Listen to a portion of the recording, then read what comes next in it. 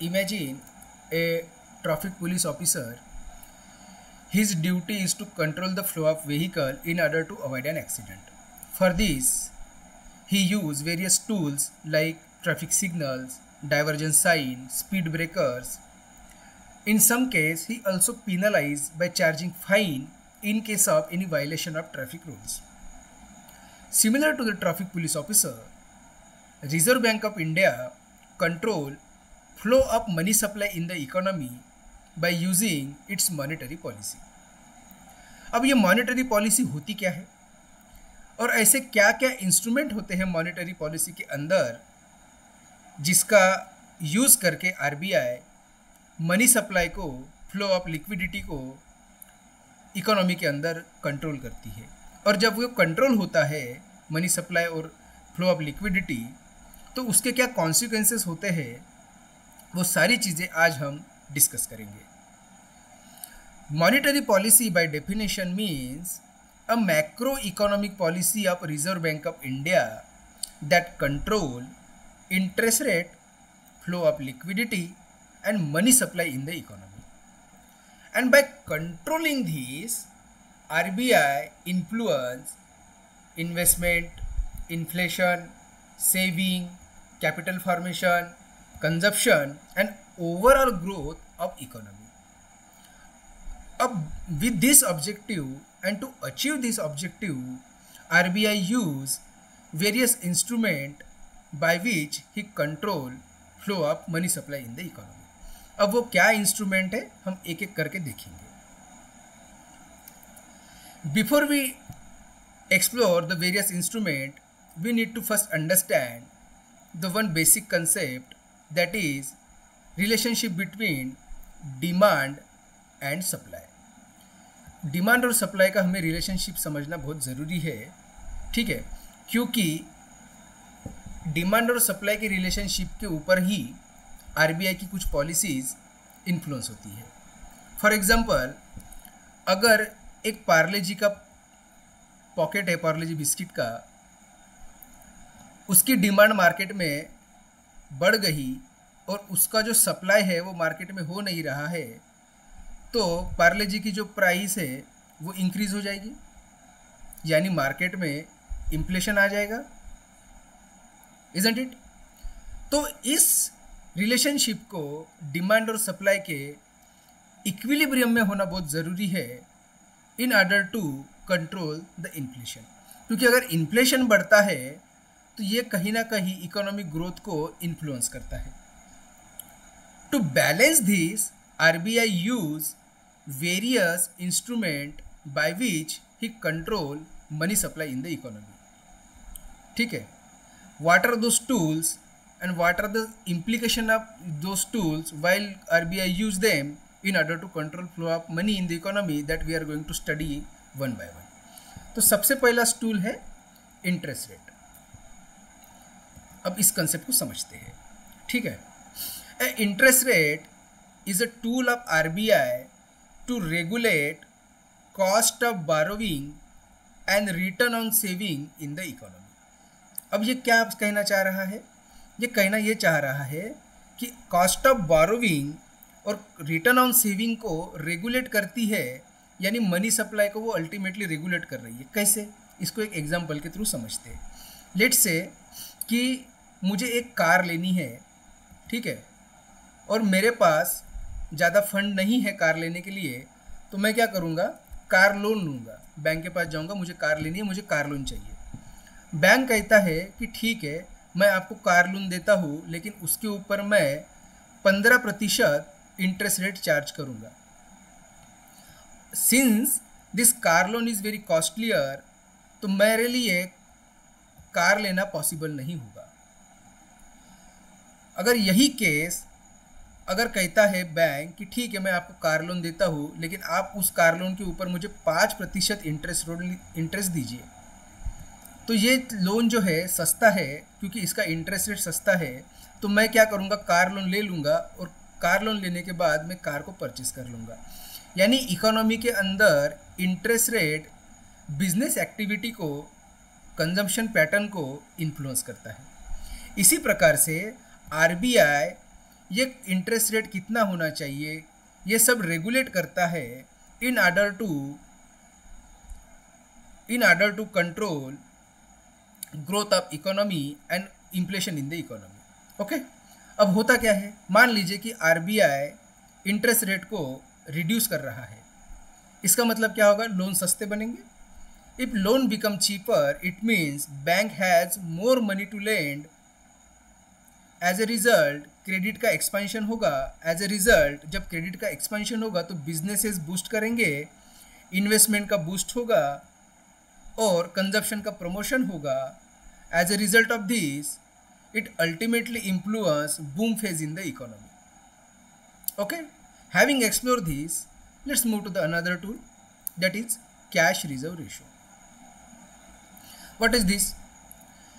Cash reserve ratio is a portion of deposit that every scheduled commercial bank must keep with RBI in the form of cash. Let's say bank के पास कुछ deposits है, either in the form of saving, fix deposit, investment, ठीक है, ऐसे कुछ deposit होते हैं bank के पास, डिमांड ड्राफ्ट। तो ये जो उसके पास जो डिपॉजिट है, बैंक को उस डिपॉजिट का कुछ परसेंटेज, ठीक है, आरबीआई के पास in the form of cash में रखना पड़ता है। अब ये क्यों रखना पड़ता है, क्योंकि बैंक का बिजनेस क्या होता है, बेसिकली ये समझिए, बैंक अपना बिजनेस कैसे करती है। एक डिपॉजिटर होते हैं, ये एक बैंक है और कुछ बारोवर है। डिपॉजिटर क्या करते हैं, यहाँ पे मनी को डिपॉजिट करते हैं इन the form of cash, in the form of demand draft, in the form of fix, FD etcetera. अब इस डिपॉजिट जो आए हैं, बैंक क्या करती है, इस डिपॉजिट को फर्दर किसी को एज ए लोन में देती है, ठीक है, और उसके ऊपर कुछ इंटरेस्ट चार्ज करती है जो बैंक के लिए प्रॉफिट होता है। और इन रिटर्न जो डिपॉजिटर ने जो मनी अपना डिपॉजिट किया है, उनके बदले में बैंक उनको इंटरेस्ट देती है as a profit for depositor, ठीक है। इस तरीके से बैंक का बिजनेस रन होता है, ठीक है। अब मान लीजिए कि बिजनेस अच्छे से रन हो रहा है और बैंक को ज़्यादा से ज़्यादा प्रॉफिट एक्यूमुलेट करना है, तो बैंक क्या करेगी, ज़्यादा से ज़्यादा लोन देना शुरू कर देगी। अगर बैंक ज़्यादा से ज़्यादा लोन देना शुरू कर देंगी, मनचाहा व्यवहार करेंगी, तो हो सकता है कि बैंक फेल कर जाए, ठीक है। उन केस को बचने के लिए सीआरआर का प्रोविज़न लाया गया है और कहा गया है कि आपका जो डिपॉजिट है, उस डिपॉजिट का कुछ परसेंटेज आप आरबीआई के पास in the form of cash में रखिए, ठीक है। करंटली ये 4% है। मान लीजिए कि ये 4% को आरबीआई अगर बढ़ाती है, लेट्स से मैं 10% कर देता हूँ आरबीआई से, I will increase it to 10%। It means bank has less money to lend. अगर आरबीआई बैंक के पास पहले 100 रुपये थे, ठीक है, आरबीआई ने कहा कि आप मुझे 10% डिपॉजिट का सीआरआर के रूप में रिजर्व रखिए, तो बैंक के पास कितने बचे, अभी 90 रुपीज़ बचे, बैंक के पास कम पैसा बचा। अब बैंक के पास कम पैसा बचा तो वो कम से कम लोन दे पाएंगे आगे।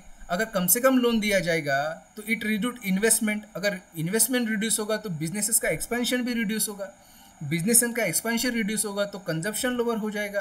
अगर कंजम्पशन लोअर हो जाएगा तो ओवरऑल इकोनॉमिक ग्रोथ में भी लोअरनेस आ जाएगी, ठीक है। Therefore any adjustment in CRR either to increase और decrease is always create a good or bad phase for the economy. Having explored this, let's move to another section, that is statutory liquid ratio. What is this? Statutory liquid ratio is the percentage of money that a bank must keep with themselves in the form of gold, cash, government security, treasury bill, etc. अब ऐसा क्यों करती है provision? मान लीजिए मेरी एक salary है, मंथली सैलरी है 1 लाख रुपए। मैं क्या करता हूँ, फाइनेंशियल क्राइसिस से बचने के लिए या इमरजेंसी से बचने के लिए मैं इस 1 लाख की सैलरी को अलग अलग जगह पे डाइवर्सिफाई करके इन्वेस्ट करता हूँ, ठीक है। मैंने कुछ जगह शेयर मार्केट में लगा दिए, कुछ मेरी एसआईपी जाती है, ठीक है, कुछ म्यूचुअल फंड में गए, कुछ मैंने अपना जीवन बीमा करा दिया, कुछ मैंने अपनी फिक्स डिपॉजिट कर दिए, एक्सेट्रा एक्सेट्रा। मैंने अलग अलग जगह पे अपने को डाइवर्सिफाई कर दिया ताकि अगर कोई इमरजेंसी आए उस सिचुएशन से बचने के लिए ये मेरे लिए बफर रिजर्व बना रहे। तो आरबीआई कहती है बैंक को कि whatever the deposit you have to keep a portion of percentage of that deposit either in the form of gold, cash, government security और ट्रेजरी बिल। ठीक है, करंटली आरबीआई ने सेट किया है 18% SLR।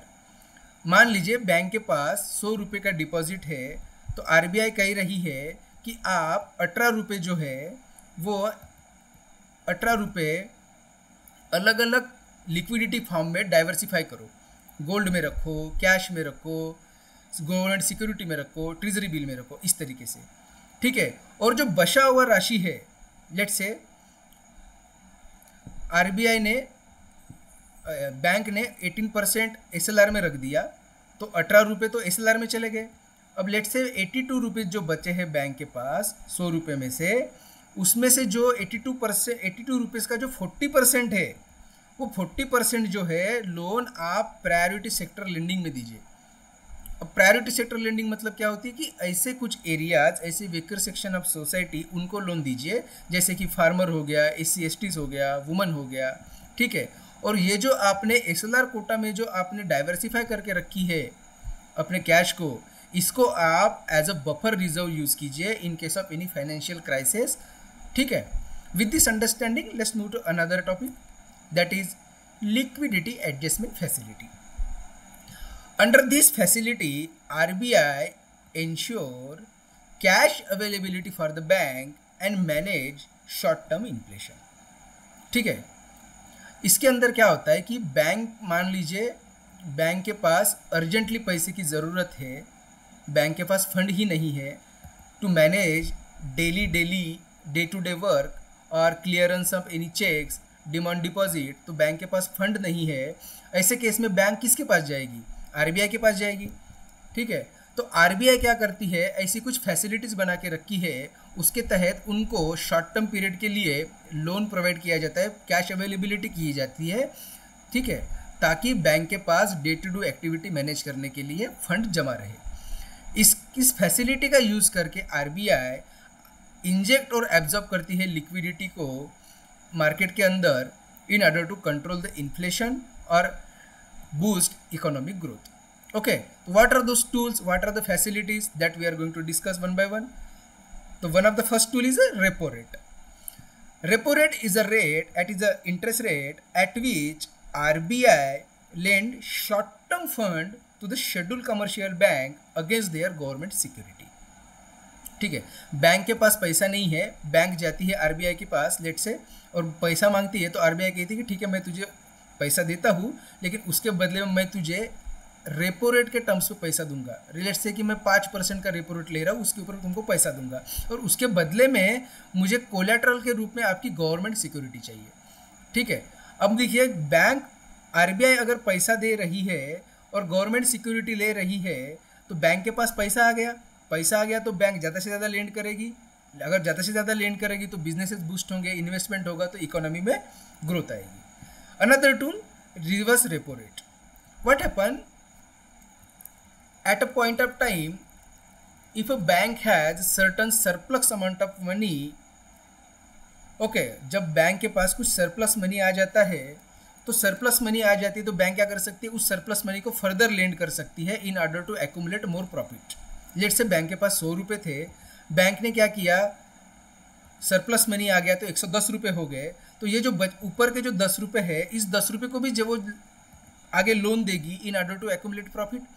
अगर ये ज़्यादा से ज़्यादा लोन देने लग गई एक्सेस अमाउंट पे, तो फिर से वो इन्फ्लेशन बढ़ सकता है।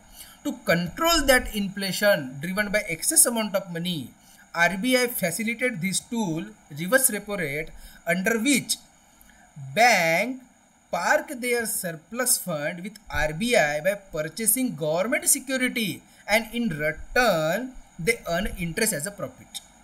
अब इस एक्सेस अमाउंट को एब्जॉर्ब करने के लिए आरबीआई अपनी गवर्नमेंट सिक्योरिटी को परचेस करती, गवर्नमेंट सिक्योरिटी को बाय करती है और उसके बदले में ये एक्सेस अमाउंट पे उनको इंटरेस्ट भी देती है बैंक को, ठीक है, इसको कहते हैं हम reverse repo rate. Moving on to the another tool that is marginal standing facility. Under this tool RBI provide overnight short term loan to the schedule commercial bank. एक रात के लिए अगर बैंक को पैसा देना हो तो RBI उनके government security as a collateral लेकर उनको ओवरनाइट के लिए फंड देती है और अगले दिन इंटरेस्ट के साथ बैंक को पैसा लौटाना पड़ता है, ठीक है। Let's move on to the another section that is term repo rate. What is this? Term repo rate, when the loan are provided by RBI in order to inject liquidity for a very short period of time, let's say 1 से 13 दिन के लिए अगर liquidity को inject करना है ताकि economy boost हो सके, इन केस में टर्म रेपो रेट ऐसे फैसिलिटी का यूज़ करती है RBI। कभी कभी क्या होता है, हमें इकोनॉमिक एक्टिविटी को लॉन्ग टर्म के लिए इन्वेस्ट करनी पड़ती है ताकि बूस्ट हो सके इकोनॉमिक एक्टिविटी। ऐसे केस में भी हमें एक टूल्स और फैसिलिटी बना के दी गई है RBI की तरफ से, उस फैसिलिटी को कहते हैं long term repo rate operation facility. अब इस फैसिलिटी को 2020 में इंट्रोड्यूस किया गया था और इस फैसिलिटी के तहत RBI give loan to the bank for a period of 1 to 3 years. It designed to provide bank with a stable long-term fund at lower rate. Okay, the purpose of this tool, long-term repo operation, is to manage crisis or shock and to boost business activity and investment in the economy. जैसे कि कोविड-19 के cases में क्या हुआ था, कोविड-19 में economy के अंदर स्लो डाउन आ गया था, बिजनेस एक्टिविटी स्ट्रक डाउन हो गए थे, तो क्या हो रहा था ना, उस बिजनेस एक्टिविटी को बूस्ट करने के लिए और इन्वेस्टमेंट को बूस्ट करने के लिए इस तरीके के लोन 1 से 3 साल के लिए फैसिलिटेट करके दिए गए थे RBI की तरफ से, ताकि बिजनेस एक्टिविटी बूस्ट हो और इकोनॉमिक ग्रोथ में बढ़ावा आए, ठीक है। सिमिलरली मान लीजिए कि गवर्नमेंट ने डिसाइड किया कि किसी एक स्पेसिफिक सेक्टर को या किसी एक स्पेसिफिक एरिया को मुझे प्रमोट करना है या मुझे बूस्ट करना है, लेट्स से कि फिशरी सेक्टर। मान ले गवर्नमेंट ने डिसाइड किया कि मुझे फिशरी सेक्टर जो है इंडियन इकोनॉमी के अंदर इसको बूस्ट करना है, इसको प्रमोट करना है, तो इसके लिए जो फंडिंग चाहिए RBI क्या करती है, ऐसे स्पेसिफिक सेक्टर के लिए एक लोन प्रोवाइड करके देती है फॉर पीरियड ऑफ 3 साल, ठीक है, to boost this specific sector. इस फैसिलिटीज को हम कहते हैं targeted long term repo operation. Okay, let's move on to the next tool that is open market operation. Under this tool RBI indulge in either buying or selling of government security to either inject or absorb liquidity from the economy. अगर economy के अंदर access amount of liquidity आ गई है, उस access amount of liquidity को अगर हमको inject या ऑब्जर्व करना है तो RBI केस बाय केस के आधार पर गवर्नमेंट सिक्योरिटी को आइदर बाय करती है और सेल करती है, ठीक है। RBI सेल कब करती है? When the investment and the consumption are both low but there is a excess amount of cash in the economy, then RBI sell government security to absorb that excess amount of liquidity and prevent inflation. On the contrary, when the demand is high but supply is low, in that case, in order to inject the liquidity to meet the demand and supply in equilibrium, RBI buy government security to encourage bank to lend and support growth. Okay, with this understanding we came to conclude that the monetary policy is a RBI's balancing act between inflation and growth, stability and opportunity, profit and fairness, because every adjustment, whether in the repo rate, cash reserve ratio, SLR or open market operation, it ripples through our daily lives because it affects our EMI, fuel price, investment, job, linking the central bank decision directly to the common people. Hence, monetary policy is a silent traffic signal of India's economy guiding flow of money and ensure stability and growth. Thank you for joining me.